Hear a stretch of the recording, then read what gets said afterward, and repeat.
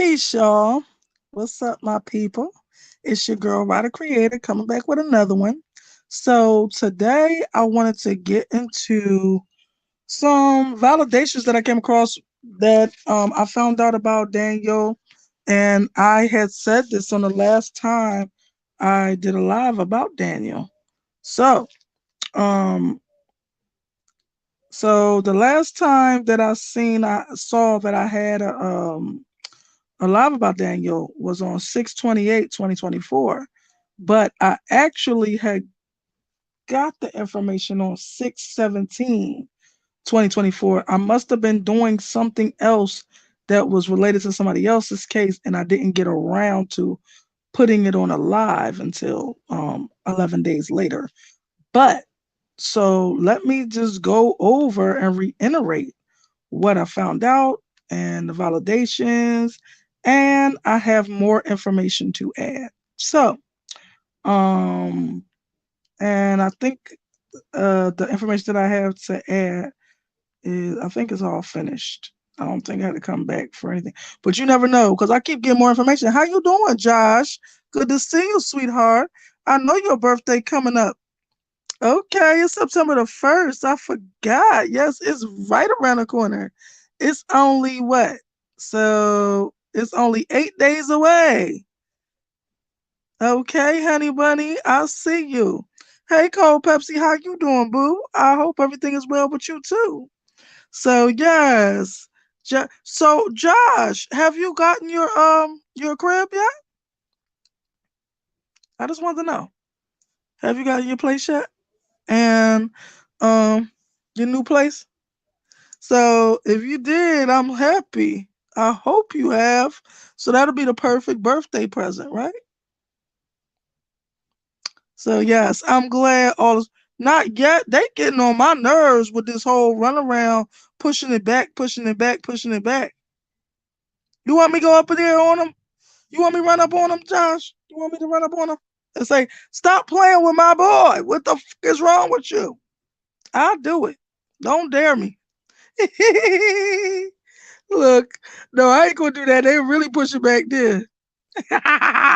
Yo, but I'm praying for you. I'm praying that it happens sooner than you think. I'm praying that it happens right around your birthday time, whether it be before or right after. But I'm just gonna put that into the universe and I'm gonna try to manifest that for you because that's crazy. I know how long it's been. You say you could do that. Run up on them. Yes. So today I wanted to um get into the validations that had to do with Daniel Robinson.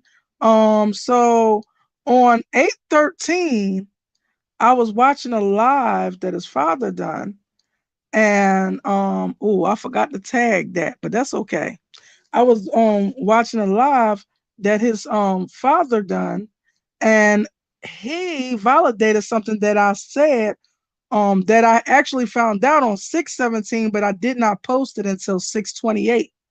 But still, that's darn near 2 months later, and it's showing exactly what was going on. So I'm just going to reread what I said on the last live that was validated. So I said that I don't know if I said Daniel told me, but Daniel told me that he always works evenings, aka the night shift. They said on 6/23 his shift was supposed to be 6 p.m. to 2 a.m. This is the day that he went missing. So I'm saying this for a reason. I'm about to go into why. So on 6/22, he worked 5 p.m. to 1 a.m. And that's the part that was validated. So and it says something about so Kenneth was paid or bribed by Roger to lie and called Dan's phone.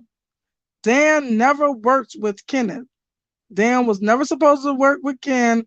Dan knew Ken from Roger. Roger had Dan's phone when Ken called, or I mean, Ken.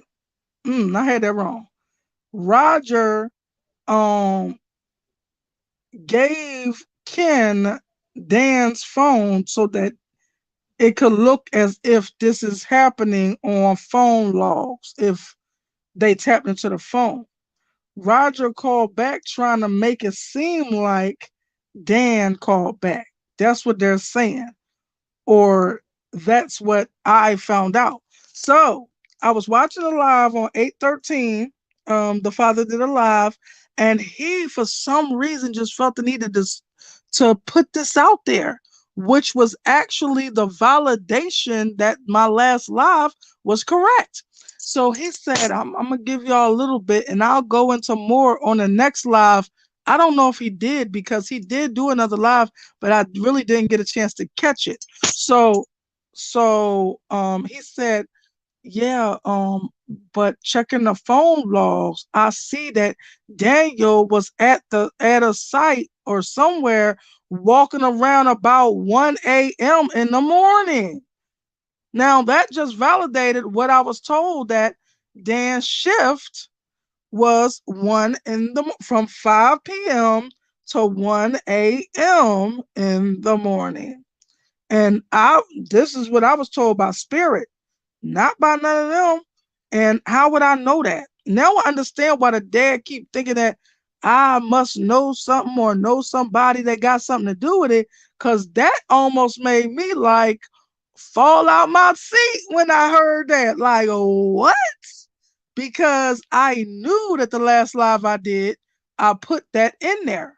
So I'm gonna also talk about what else I had a problem with that kind of connects to that.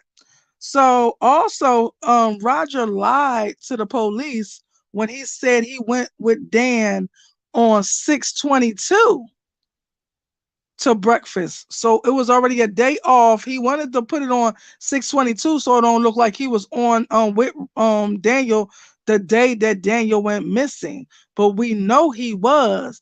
And so I got a little more detail on that. But he also said that they went for lunch, or he said they went for breakfast, but he said that Daniel was acting strange because he usually gets the spicy nuggets, which is not a breakfast menu, by the way. Spicy nuggets is a lunch or dinner menu. Okay. They don't sell nuggets at breakfast. So he said they went to get breakfast, right? Didn't he say that? Yeah. So he said they went to get breakfast, and then uh he got the spicy nuggets, which was strange. I mean, he usually gets the spicy nuggets, but he ended up getting what Roger got instead, which was strange to him, and that he had cut all his hair off, and that was strange. Ain't nothing strange about somebody deciding to get a haircut when they working in 100+ degree weather. Ain't nothing strange about that. You hear that? The ancestors agree. Ain't nothing strange about that. Daniel ain't trying to pass out from and have a heat stroke because he be working in the hot, hot desert in the middle of the summer. So, also, when he said that something about the breakfast menu, how you gonna say you're going to get some breakfast but you're ordering lunch items? That's a lie. I don't know what part is a lie, but I'm about to tell you what part is a lie because I literally asked more questions. But so let's get into that. Everybody keeps focusing on Caitlyn, and they keep focusing on Ken because they think that Ken was partnered with Daniel, but I don't think so. So let me get, and the person who has the answer to this will be Daniel's immediate supervisor, which would be Kevin. Kevin was Daniel's supervisor. Now I'm about to get into more detail about all that. So he would definitely know where Daniel's site was. You said that's what I was thinking as well. He's gonna get his place. Yeah, that's right. We gotta manifest that into existence. So anyway, so um Dan, now let me talk about what I on 813 when I was watching this live, it made me go into more detail and go into more questioning about Daniel's case. Since that was validated, I put right underneath, when I had found out this information and wrote it down in the first place, I put right underneath of that more questions and more answers about on 813 when I first saw that this was validated. So Dan and Roger rarely crossed paths at work because Dan worked the night shift, like I said before. So Roger was like a receptionist for this job. He's like a front desk or receptionist type of person. When you come in, you will see him. Like, he is not somebody that goes out into the field or anything. And he made sure to mention that like he was better than Daniel or some shit. He gonna say, because I was an office worker and Daniel was not. Like it was, somehow he was better. Like, dude, you ain't no better. You a glorified secretary or a glorified administrative assistant. I'm not trying to hate on administrative assistants or secretaries, but you're not better than Daniel. So I don't know why. It was just the way it was said. I felt like he was trying to say he was better than Daniel.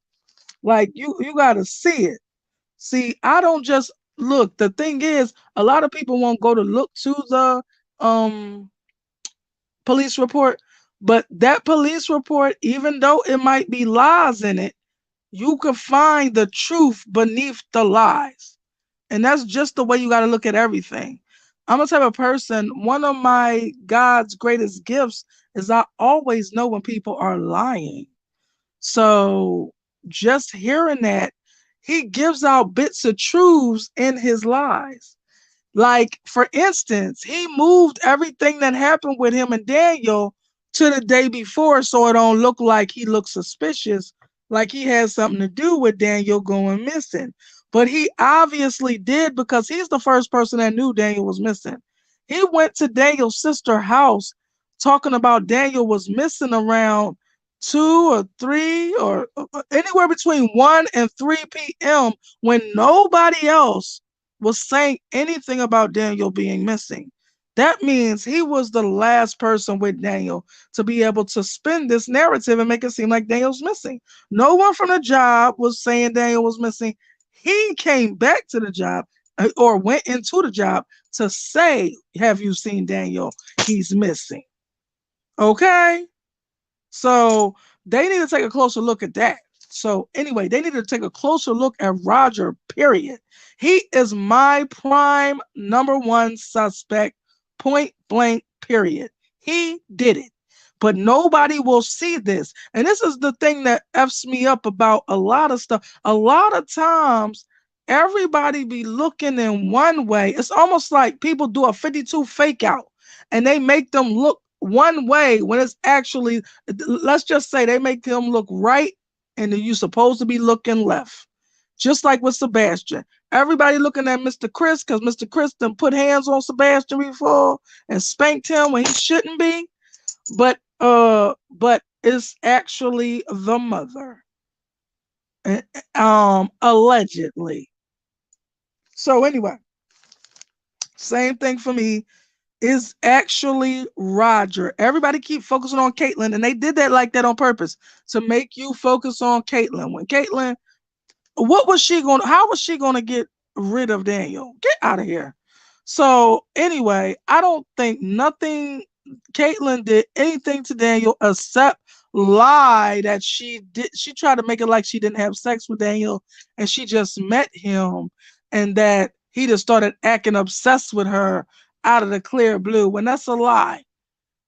She let Daniel hit, and that's why Daniel was acting like that with her because he wanted some more. Shoot. And she, vice versa, wanted some more. That's why she was making a big fuss about she needs to know when Daniel's pulling up to get his little canopy type thing. It's like a little almost like a beach umbrella.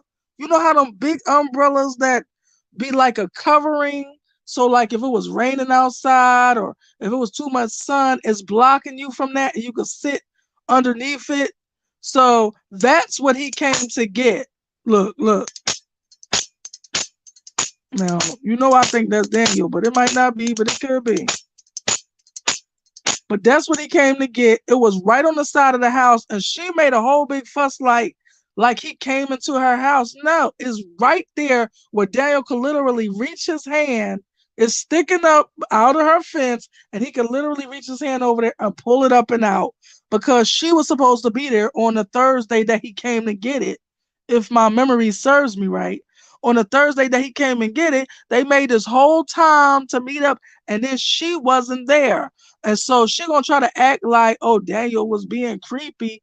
No, you were supposed to be there, and you made yourself not there. And then when Daniel just decided to take it, she started making a fuss about it. But I feel like she made a fuss because she wanted to be there because she wanted more from Daniel. Okay. So, and I was also watching this dude named John Q channel one time, and he brought out these pictures of this guy that Caitlyn used to mess with, and it looked exactly like Daniel. I thought it was Daniel. I was like, yo, ain't that Daniel? And then the way they was posing, it didn't show the right arm. So I really thought it was Daniel because it looked like he was I don't know. I just didn't see his right arm, so I didn't know. And I thought that was Daniel. It looks exactly like Daniel. I was like, ain't that Daniel? And he was like, no, that's not Daniel. I was like, oh wow. So says she was through in a loop to get out of focus off the guy. Yes. And everybody keep focusing on Ken because they think that Daniel went to work with Ken. But trust me and believe me, if they really wanted to know who Daniel, if Daniel was supposed to be working with a partner and who that partner was, they should go to Kevin. That is Daniel's direct supervisor. And he could have told you who Daniel was scheduled to work with and where Daniel's location was. And I believe Kevin already tried to tell them, the people that's looking into Daniel's case, Kevin already tried to tell them that his location was the White Tank Mountains. That's what I believe. And I just feel like the dad and his people kept getting ran around in circles so bad that they believe in what Ken's saying, but you know it's a lie what he's saying. You can feel in your being that you can feel in your spirit that this man is lying to you, but you just don't know about what. And that forced them to start every search from the place that Kenneth said they was at, which Kenneth was never with Daniel that day. You know who was with Daniel that day? Roger. Roger went to. So let me finish what I had picked up now that I had got the thing validated. So, because I'm not going to stop screaming Roger name until somebody look into Roger. I don't know why I got to keep on doing this. You said right because they wouldn't even help the dad's search. Right. And if you read the police report, one of the old detective that the dad hired, he said that when Roger showed up to one of the searches and the detective, I mean not detective, private eye went to or in his direction, when he seen Roger, Roger had an OSHIT look on his face. That's what they said. Now, why would that be? This is after I already decided that Roger, it was somebody else I had on my list of suspects. It was somebody that was red. I don't remember who it was. It could have been the Antonio dude, but I found out Antonio ain't even from there. He from Daniel hometown. And this was days before Daniel went missing when they was together. So he became X'd off. His thing might have seemed I don't know if it was Antonio, but I just know that it was another person I was considering. But when everything else was eliminated, it's Roger. Like everything about him is little details, like the fact that he said Daniel was asking stupid questions. He told the police this. And the police never thought to look into this guy? What the hell? What type of police work are y'all doing? And why ain't nobody else hearing what I'm hearing? So anyway, let me get back into what I picked up. So Dan and I'm gonna talk about something at the end of this that warmed my heart. I'm gonna talk about it. So anyway, Dan and Roger rarely cross paths at work because Dan worked the night shift. When Dan is coming in, Roger is leaving or gone. Because Roger is like a front desk person. So, where did I go? Okay. Dan has to report to the Matrix groundwater first when he comes in and then find out his location and go to his site. Roger and Dan met up on the 23rd and they told me around 10 a.m. ish. Okay. They told me he met up with Roger around 10 a.m. ish. Before that, they hadn't seen each other in 5 days. Okay. Now, y'all heard that. Y'all heard the ancestors hit me hard. On the 23rd, Roger called Dan and asked him to meet up with him at the McDonald's in Tempe. Okay? They went to the McDonald's in Tempe. Okay? Because Daniel is not scheduled to go. That's why they was where Daniel at, because Daniel's not scheduled to go into work until night. So they met up in Tempe.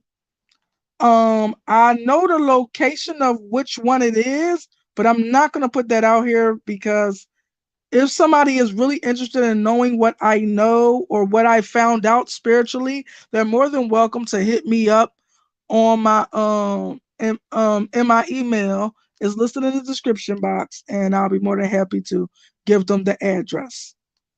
Now, this specific McDonald's, there should be footage.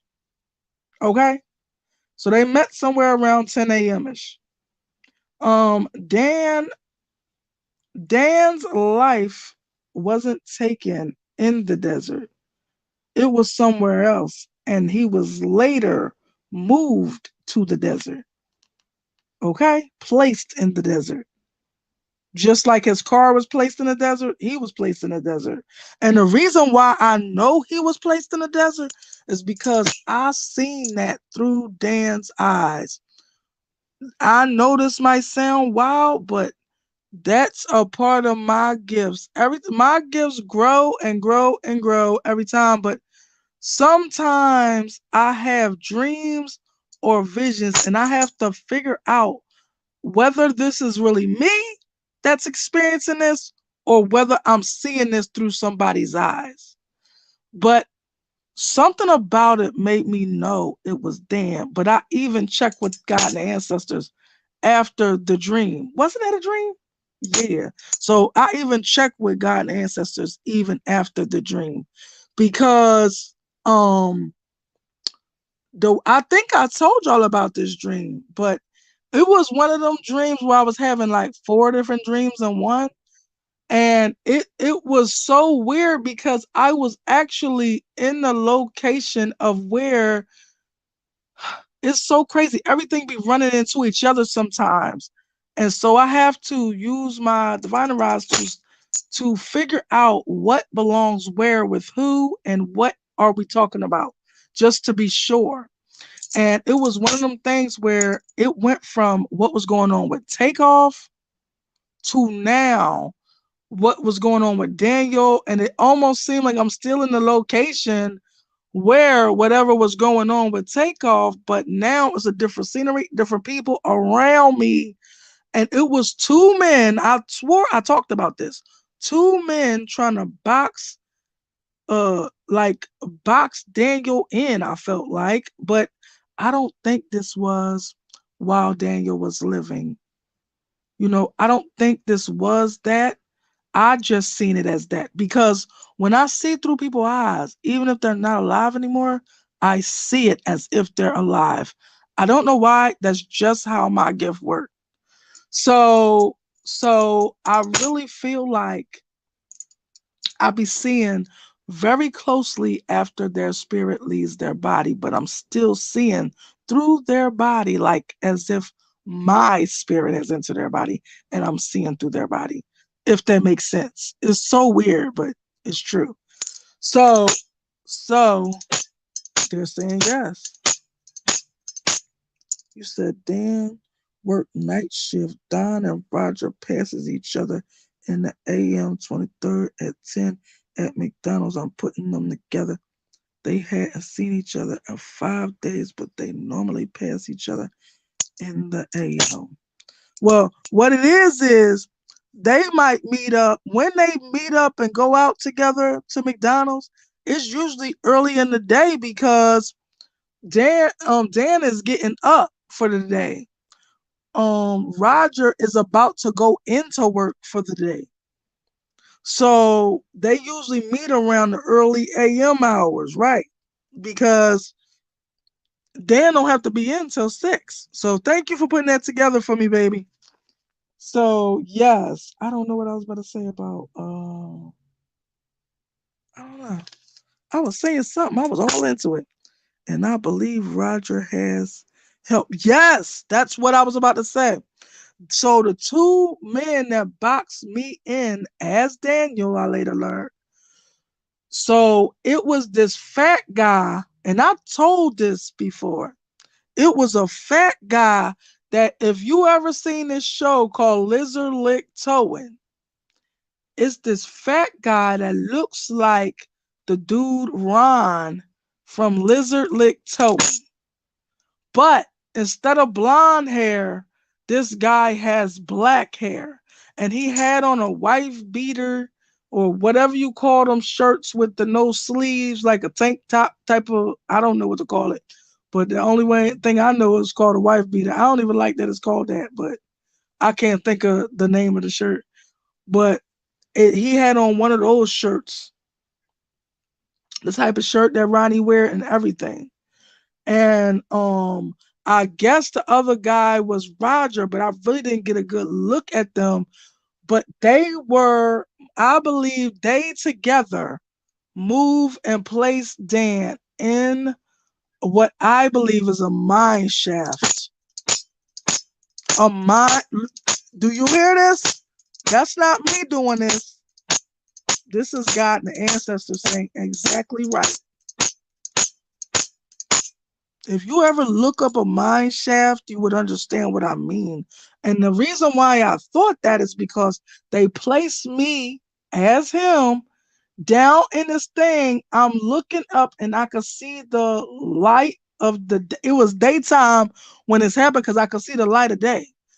And they were trying to close the top, put a top on the mine shaft, and they left some where I could see some light even when they closed it. So I'm just saying this is what happened. You said they walked until there was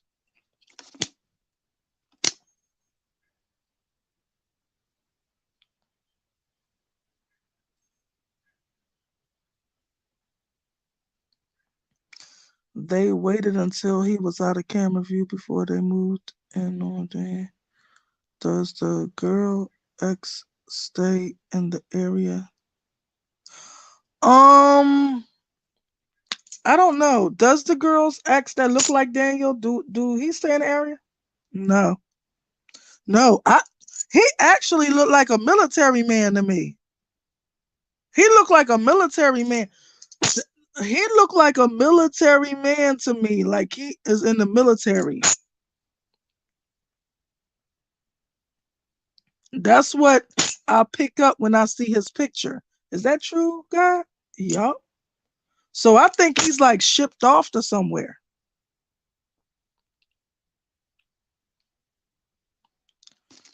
Does one of the officers fit that description?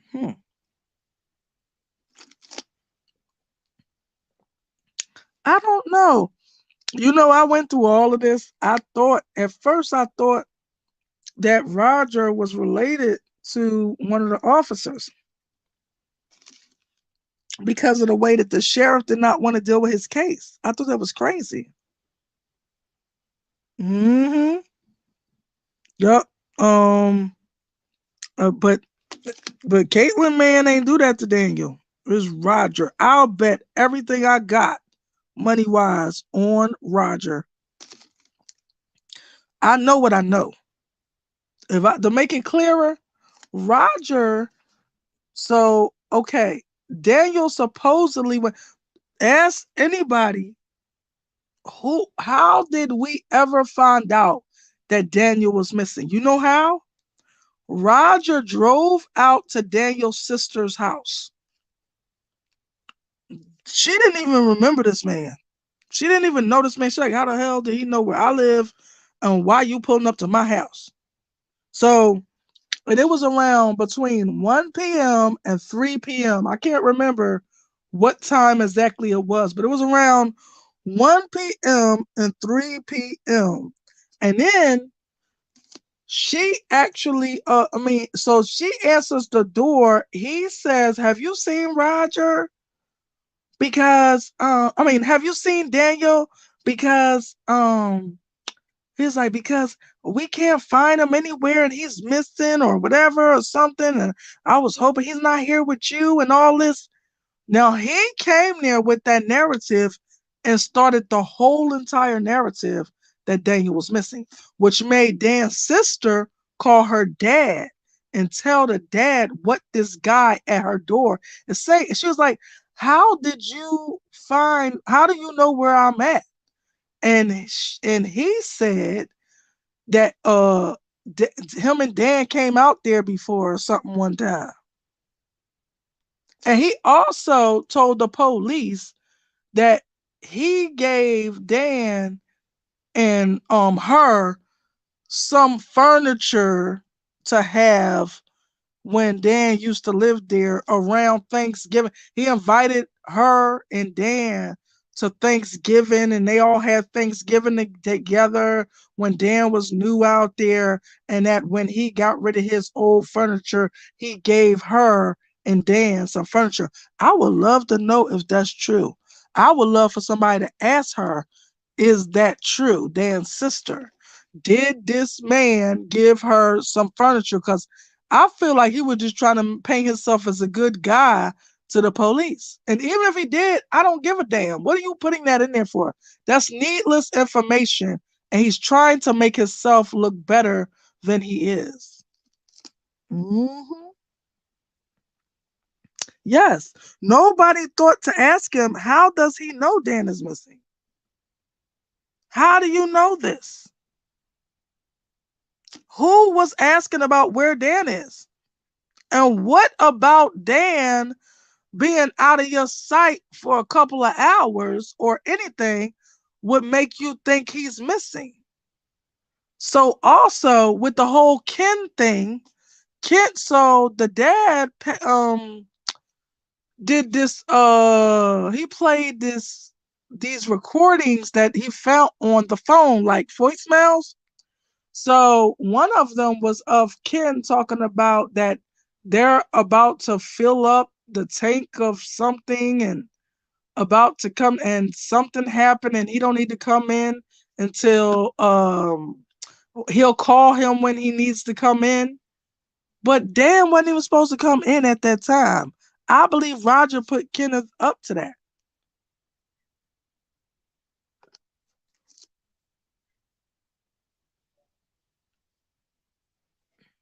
Right. Good question.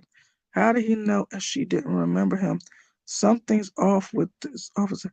Well, he's not the officer. Roger is supposed to be Dan's friend. He is in the police report as one of the witnesses or whoever they're supposed to be interviewing. And he's the one with all the narratives. He's the main one trying to paint Daniel as seeming weird versus the girl, because she trying to paint Daniel as being obsessed with her because she don't want the boy that she's doing right now to find out that she has sex with him. That's what that was all about, if you ask me. She didn't want her either boyfriend or the guy that lived with her or guy friend that she's hoping to make her boyfriend to find out that she was intimate with him. Okay? And that's what that was all about. And and so that's why she was twisting stuff. It wasn't because she had something to do with him being missing. It was because she didn't want who she dealing with to find out that she had sex with him. And and Roger is the person that is the secretary, you might as well say, or a front desk person at Dan's job. So Dan's job, Dan only reports at in the evening time to find out where he is located at, and not just, and that's what made it be validated um that his shift ended at 1 a.m. on 6/22. Technically, now this is 6/23, and I said this almost 2 months before the father came out with that information. So they still gonna try to say, "Oh, she must know something. She must know." I'm getting all of this from God and the ancestors, but people can't digest that. Just because you don't understand your own personal spiritual power, you can't digest that. But how do I know all this stuff that's not even known? How do I know that? Okay. So, let me see. Because if there had been their question would have never been asked. How did he know where I live? Right. And he gonna say he can't, yeah. But that's not the officer. That's the person that worked at Matrix Groundwater front desk. His name is Roger. And he supposedly let Dan stay with him when he first came to I can't remember where Dan first came to. Did he come to Phoenix or wherever? When he first came to Arizona, Dan was supposed to be staying with Roger. He also volunteered that information to the police, trying to make himself sound like this grand, good guy. And I'm not buying it. I'm really not. So, yes, I don't trust him at all. Hmm. Yup. I feel like Roger got Ken to cover up for him. I don't know what was the payoff, but Dan said he only know Kenneth or somebody representing Dan says that he only know Kenneth through Roger. He don't know Ken outside of Roger. Now you hear that? That ain't me hitting. That's God and the ancestors hitting. So they together try to paint this narrative to cover Roger's ass. And nobody's listening to me. I've been saying this since 217. Ooh, 444 angel numbers. Okay, thank you. Just had to acknowledge that it's 444 where I'm at. And I just looked up and seen it on the clock. Okay, so yes, 444. So anyway, but yes, you said because of, oh, all right. So it sounds like they're covering up for each other. Yeah, that's what it sounds like to me too. And every time I try to say this to people, they keep not listening. I've been saying this since 217, 2022. 2017, 2022. I have proof that I've been saying that this long. But nobody, they too busy trying to make me a suspect somehow when I live thousands of miles away from them, and I'm not coming from where I'm at all the way on the other side of the country to come down there and do nothing to Dan and then come back here. You'll never find no proof of no travel from me in the middle of a pandemic from uh, from one side of the country to the other. It did not happen. And I kept trying to tell them this, and they just not listening. I know it's hard for them to grasp that somebody can have spiritual power. I understand what it really is, that they can't grasp it because they've been taught time and time again that something is wrong, it's the devil, it's evil, or whatever, or what have you, if you know things that other people don't know, or if you communicate with the other side, or if you have dreams and visions. They usually try to say this is blasphemy to God, which is a lie because my gifts come from God. What are you talking about? So I'm just saying. But yup, with all that being said, I just wanted to add to the end of what I said. And I wanted to say that so the stuff that I added on before, right? They rarely cross paths because they work the night shift. When Dan comes in, Roger is leaving. That's kind of how they shift go. Um, Dan and Roger had met up because Dan wanted to meet up with him and have some type of meal with him because he just buried his dad not too long ago and he ain't talked to him since he went to go deal with his dad stuff. And he even told the police that, which would be a reason why he would be on edge and not acting like himself, is because he just buried his father. Okay, which would make him on edge. Then he told the police that Daniel was asking stupid questions. This is what he said out his mouth, but they still didn't think that that was worth looking more into. No, they want to stay stuck on the girl that was getting drunk with Daniel out in a under a canopy type of awning. What, a week or two ago? No, they want to stick with her, not the guy who said he had lunch with him the day before he went missing, which could very well be the day after the actual day he went missing. This is also the guy who was the first person that told somebody that Daniel was missing. If you listen to it's in the police report. I ain't just make this up. All this stuff is in there. And only God knows what ain't in there. Just from the stuff that's in there is what I discovered all this stuff from. So whatever.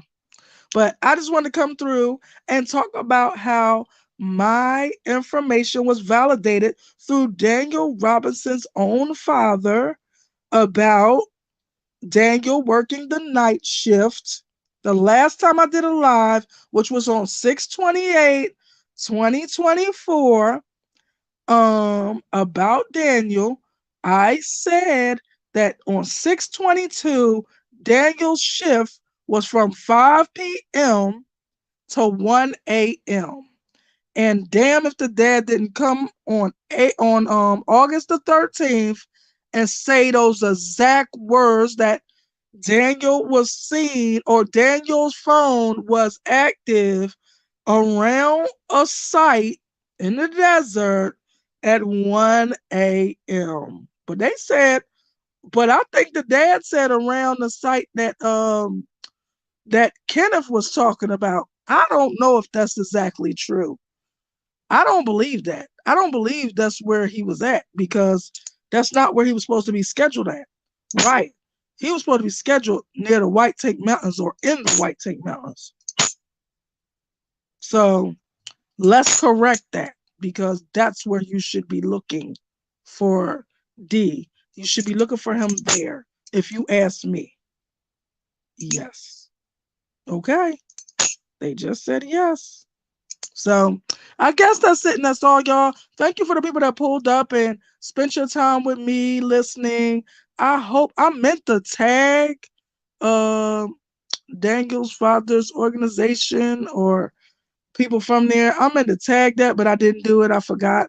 But hopefully, by the grace of God, somebody does watch this and actually listens this time. I'm not gonna stop till somebody actually hears me. Like I shouldn't have to try this hard to make somebody hear me. But this is life. So thank you for the people that pulled up. I appreciate y'all spending your time with me. Your presence is appreciated. If you would let me change this. If you would like to contribute to the channel, the Cash App is scrolling across the bottom. If you wish to contact me for any reason, you could also reach me at by email, and it's listed in the description box. If you wanted to get in contact with me for anything, or if you would like to book a reading, because I also do readings. I also like this is really what I want to do, but uh this on YouTube don't pay my bills. So but I still do something of this nature for my profession. But if you wish to contact me for readings, you can reach me by email as well. And it's listed in the description box. Let me see what that comment say. All right, don't stop. Keep pressing. Thank you, Boo. I appreciate you. And thank you. Thank you, sweetheart. Thank you for always showing up and always being present in the comments. You don't just be looking from the sideline. I appreciate your presence, boo, and you are appreciated. Um, and to my people that's interested in this type of thing, keep fine tuning your gifts. Meditation is the key. You will amplify your gifts. You will amplify your spiritual power. You will amplify your knowledge. You will amplify your intuition that will lead you the right thing to do in order to enhance your spiritual gifts or enhance your knowledge or the things you know. So thank you for y'all showing up. I appreciate you. Please like, subs, hit that notification bell to all so you can know when I go live or present a video or a short or anything I put on my channel. I appreciate y'all once again. I love y'all. Mwah. Peace.